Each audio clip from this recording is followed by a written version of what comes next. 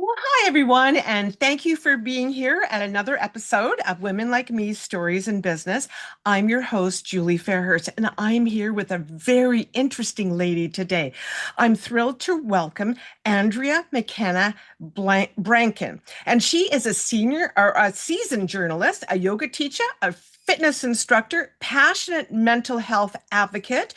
She has worked and lived all over the world, Boston, New York, London, and now in Singapore. And she's been bringing stories to life through print, radio, and television. And so, what we're going to talk about today, we're going to talk about a few things, but we're going to focus mainly on her book, which is called Bipolar Phoenix. Oh, there it is. Perfect. Yeah. Yeah, and she's we're going to talk about her journey with bipolar disorder, resilience, and recovery. So, Andrea, thank you so much for being here. I appreciate it. Thanks for having me, Julie. Nice to meet you. Yeah. Let's talk about mental health. Okay. Well, why don't we start with what brought you to write the book? Yeah, I got diagnosed with I'm gonna hit you with the big stuff early. With bipolar disorder, maybe it's hard to remember, maybe 30 or 31 years old, and Oh, this was after a suicide attempt. Prior to that, I'd had depression, kind of wild behavior, but functional, had jobs, relationships, and I just kind of was going through a divorce, and then I hit rock bottom and uh had an overdose, and and this is the time, maybe 20 years ago, where they were diagnosing bipolar by suicide attempts by saying, oh, you don't have depression, you have bipolar disorder, because oh, it's a high propensity for suicide attempts in either depressive or manic states. Let me explain. Bipolar, it's a mood disorder that has very high highs, very low lows, and a period of normalcy in the middle, which is the sweet spot, which is where all the medication wants to put you. And it works very well when you work on your recovery. So I was diagnosed then, and when I was in the hospital, I said, you know what, I'm not going to be a victim of this. I'm going to uh, help other people. And it did take me about 8 years to recover, which is what the book is about, all the different things I did to recover. But it wasn't until I got to Singapore when I had time to write the book. And I wrote about 8 to 10 years of my life of recovery. And I just had time to write it. I was in a book group in American Women's Association, and as a journalist, it was like it wasn't that hard for me to bang out, the words. hmm, It's easy. yeah, That part was easy, but it yeah, wasn't easy to go through and relive a lot of that stuff. A lot of hmm, those experiences, talking to people about how they viewed me, was really hard. But that was the impetus for writing the book. And yeah. and I'm a speaker, and I've always been a speaker in Chicago and on TV and at universities and stuff. And they would always say, "Where's your book? Where's your book?" So now I have the book. So Yeah, that was COVID that I yeah. published it. Yeah. Yeah. Yeah, the book, having the book's important, especially if you're on TV and doing all those public speaking events.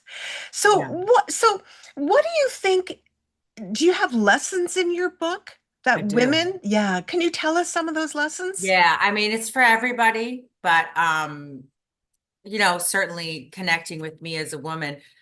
I have about 10 chapters. I think it's 13 chapters, but 10 that talk about the 10 different things I did to help myself Ah, recover. And they are things like have a treatment plan. For me, that was number one. Medicine, I know people don't always want to take medicine, but for me, it saved my life mhm, immediately and put me on a path of recovery that allowed me to now build a life of happiness and joy and fullness. And it's because I take medication. So but either way, having a treatment plan was my absolute first lesson. I have things like find your family, whether it's your immediate family or your church family, or for mhm, me, it was my rugby family. They helped me during my suicide attempt recoveries and all that. Talking to a professional rather than leaning on your family too much. Staying accountable. I do things like volunteer, and I started volunteering even though I wasn't making a lot of money myself. I thought it was important to volunteer, and I've continued that work here in Singapore. I'm a yoga teacher, so meditating was a mm, really important lesson for me. Um, And like fake it till you make it, practice success and happiness is one of my chapters. Learning how to love yourself, which is a lifelong journey. I understand that. But Yeah. I did this 8-year period where I was doing all of these things. Like I had beads. I wish I have them hanging somewhere where I did Indian Sanskrit mantra, Yeah. twice a day, like, please help me change my life. And you Yeah. know what? Like whether or not you believe that, it did come to pass that I did change my Yeah. life. So I have a lot of lessons like that. If you want to Yes. focus on anything specific. Well, I wanted to talk to you about, was it difficult when you got your diagnosis? Okay, so no, because I think it was a little bit of a surprise because I was thinking I'm so original, I'm creative and I'm Yeah. exciting and la la la, but Yeah. I was also reckless and overspent money and talked too Yeah. much and was had deep depressions where I couldn't get out of bed. But what it was a relief because I'm sitting in the Mm. hospital room in the mental hospital in Chicago, which was a fantastic hospital, Northwestern. And all these people around me with all their different stories, and I'm sitting there, and everyone thinks I work there, and I'm like, no, I'm Yeah. here as a patient. And it was like, here's the diagnosis and here's all the things that we see in you that helps us show that you're bipolar. And I was like, that's why. And Mm. I thought everybody was going nuts like me. And Yeah. then I realized that I had, a propensity for certain behaviors based on the symptoms of the illness, like overspending, over talking, interrupting, arguing. Arguing is a big one for mental health because you can Mm. kind of tell when people argue that they're Yes. troubled Yeah. minds, Yeah. tortured souls. But so it was an absolute relief. And what I realized, and this is in my book, is there's hope. There is hope for change. There is hope for treatment. There is hope for Hmm. normalcy, happiness, joy. And I just knew it was going to take time. So I Hmm. was like, okay, cool. Now we're on a path because I'm really driven and I like to have a plan I followed. I wanted to be a journalist. I worked hard to get to Boston University, got my first job in New York and London. And, like I'm a driven person. So I put that energy into my recovery and said, Yeah. here's how I'm going to manage. But now I have a plan because I know what it is. Yeah. That was a N- relief. It was a relief. Yeah. I think that I have I to take my medicine. Sorry. that's okay. You go ahead. I think that acceptance is so important for being able to go towards healing. Mental And that's health, why I was especially. curious. That's okay. And that's why I was curious about how you handled that when you got the news. And I think that if you think you're just crazy, but then you find out you're not really crazy, there's actually a A reason for your reason. behavior and your thought pattern and stuff. It can actually make you feel relieved. I, yeah, it's the minority though, to be honest. A lot of people Yes. are that people come to me, have always come to me since I'm so open about it. And they say kind of, hey, now they talk a little more openly, but 20 Yeah. years ago, 15, 10 years ago, it was, hey, my daughter just got diagnosed. And I was just like, you know, Oh, nothing to be ashamed of, but no, stigma is a whole nother thing. it What it is. is that people don't want to accept that there's something wrong with their mind Yes, of and course. that their behavior is collated into this illness list of symptoms. Like me, I looked at it as positively as a relief that I had an answer. A lot of Yes. people look at it as, oh no, like it's the end of their world. Mm-hmm. Mm-hmm. Yeah. So acceptance is hard. They don't want to take medicine. They don't want to work Yeah. on it. They just want it to Yeah. get better. And that's Yeah. not how it works. You have to work at recovery. Yes, absolutely. Well, good for People you. don't want to do that work, you Yeah, know? and I love that you've got all of those, the path that you took so that so when people read your book, they're like, "Oh, okay, here's what I Step need for one. support." Step Yeah. twos. Yes, absolutely. Let me ask you, I'm just so curious about you volunteer for writing through Singapore and Day Mhm. Spring Treatment Center for Teen Girls. Can you tell me a Yeah. little bit about that?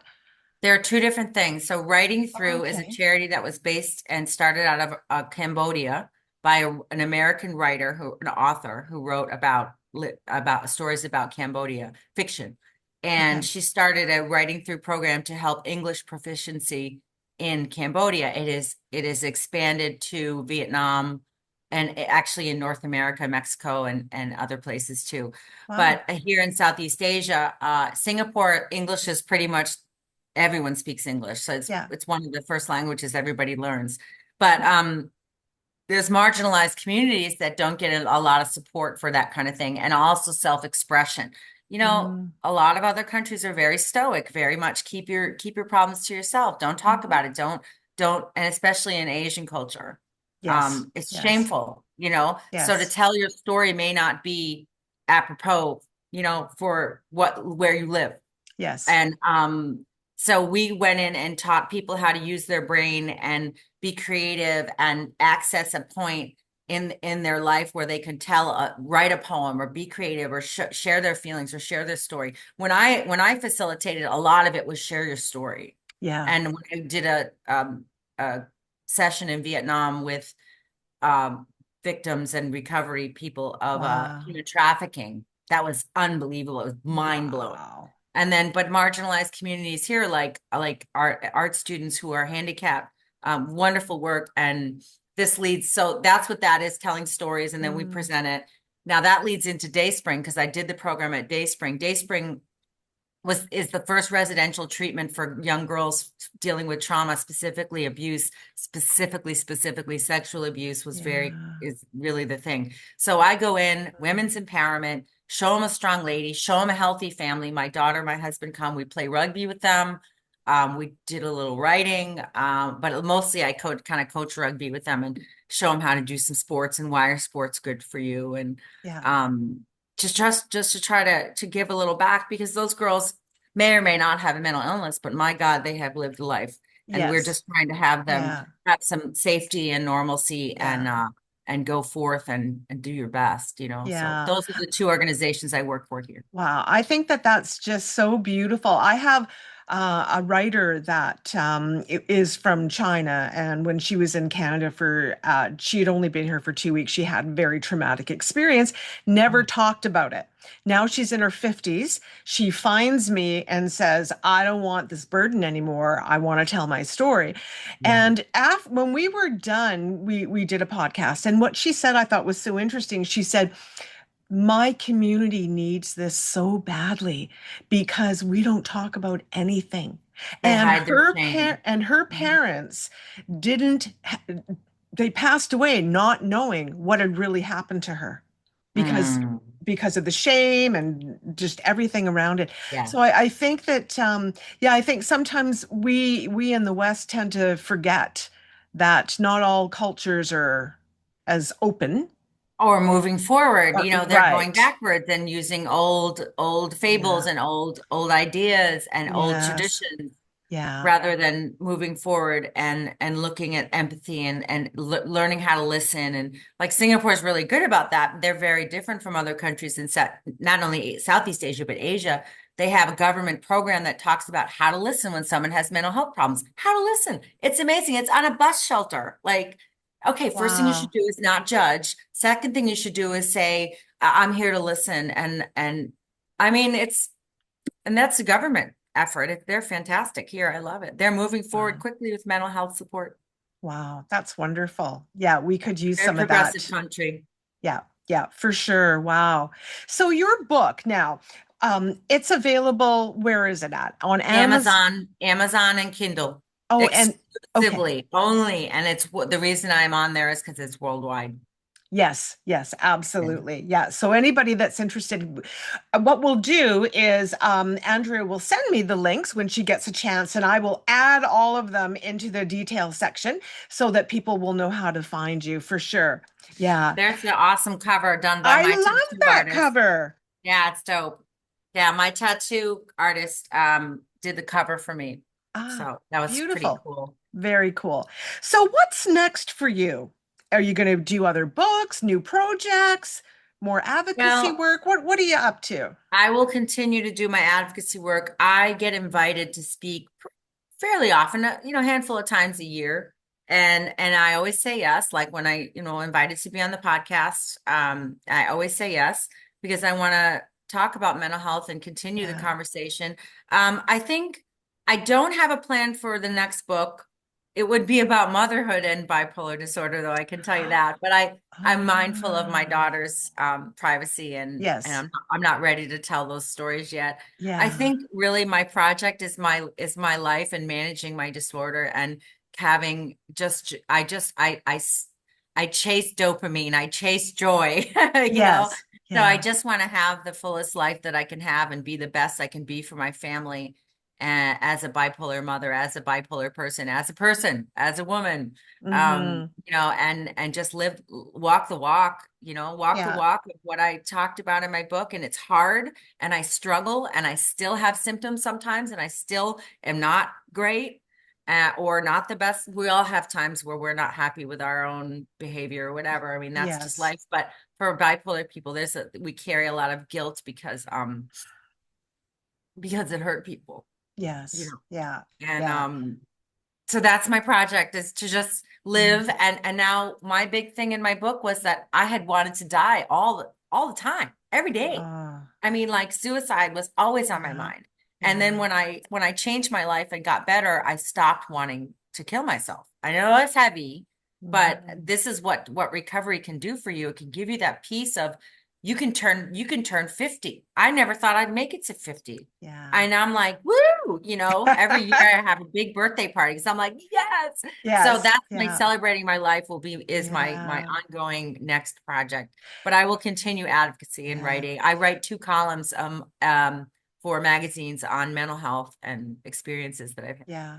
I love what you just said because that you're celebrating every year because there all was the a time. time where you didn't want to be here. And oh, yeah, there's I people out talk there, about it so casually, but it's because I've come to terms with the of fact that course. suicide aware is a symptom of bipolar disorder. It's a symptom. It's not you're being selfish or Yeah. you're not grateful, which is the worst thing you can say to someone. Yes. It's Yes. it's symptom of the illness. It's Yeah. overwhelmed, and Yeah. it's the only thing you feel. Yeah. Well, I think it's wonderful that you are talking about it and you have come to terms with it so that you can be open and honest with people because I think we need to hear that. We all need to hear it. And whether it's someone who's listening who is experiencing it or a family member, it's just it gives people hope and it gives them a little encouragement that, there's ways for me to help. Get Yeah. Andrea's book. Read the Yeah. book. It's going to Read give the me book. steps and tools that will that will be able to help for sure. That's So, the book is full of all my tools. So I'm yes. very Yeah. happy to share that. Yeah. In the program that I run, the Women Like Me book program, one of the rules is that at the end of every story, we must have lessons for our readers Yes.